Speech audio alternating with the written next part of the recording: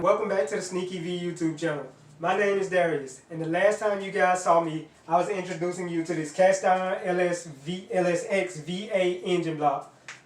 Now, I mentioned that I wanted to turn this into a 427 cubic inch engine, and in order to do something like that, you have to have a plan. The first few parts of my plan include collecting a few parts, namely pistons, piston connecting rods, a crankshaft, and cylinder heads. These are four main things that I need to even start making this thing look like an engine. Mainly these three. The pistons, the piston connecting rods, and the crankshaft have to all go off to the machine shop.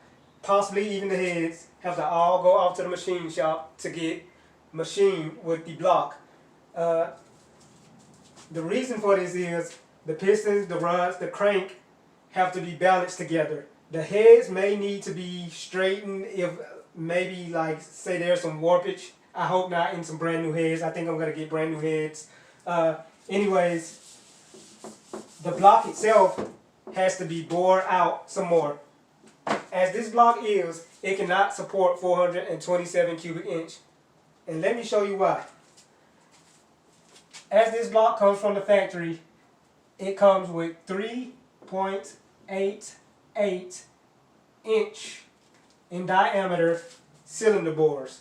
Now, using this formula, pi r squared times height, I'm going to show you why it can't support 427 cubic inches using that formula and this little cheat sheet that I wrote up beforehand because I'm not that great at math, excuse me.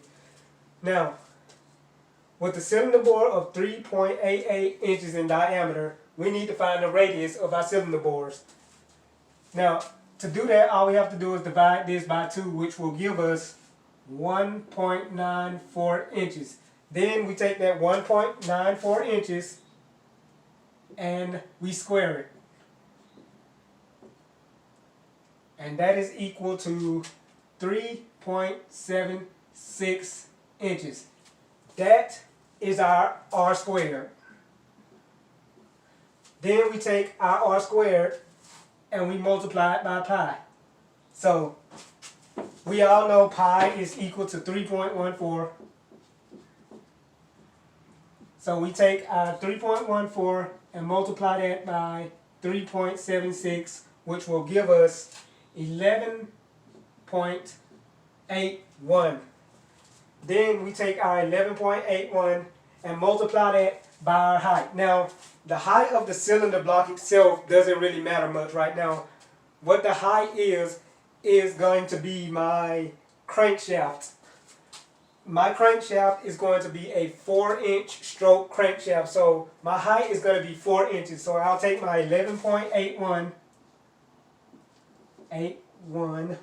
and multiply that by 4, which will give me 47.27 cubic inches per cylinder.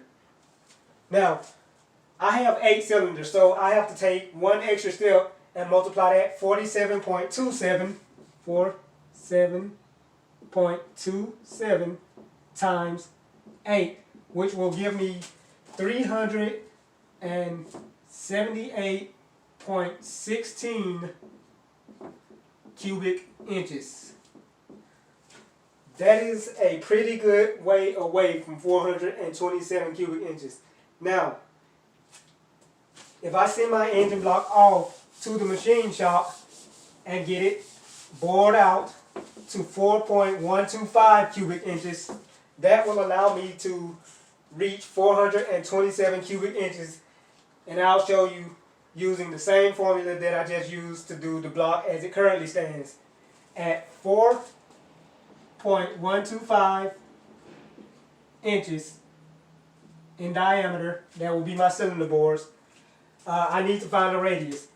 My radius is going to be 4.125 divided by 2, which is equal to 2.06 inches.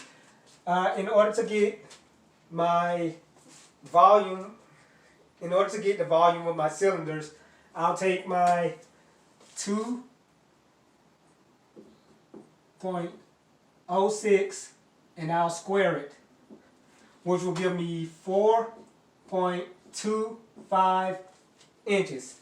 Then I'll take my 4.25 inches and multiply it by 3.14 times 4.25, and that will give me 13.34.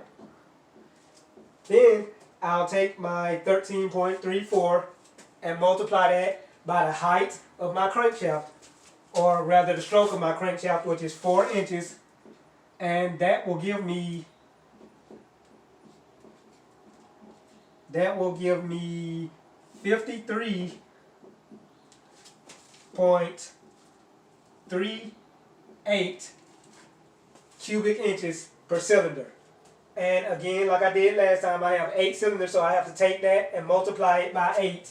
So 53.38 times 8 is equal to 427.04 cubic inches. And that's how you wind up with a 427 cubic inch engine. Now, so pretty simple, right? Those are the first few steps that I need to take to get this thing to start coming together to look like an engine. The place that I'm using to record this video is about to close, so I'm going to leave you guys with this. Please like and subscribe to this channel and help me out getting this thing going, because without you guys it's going to be a long, slow process. And that is all I have for you today. Thank you.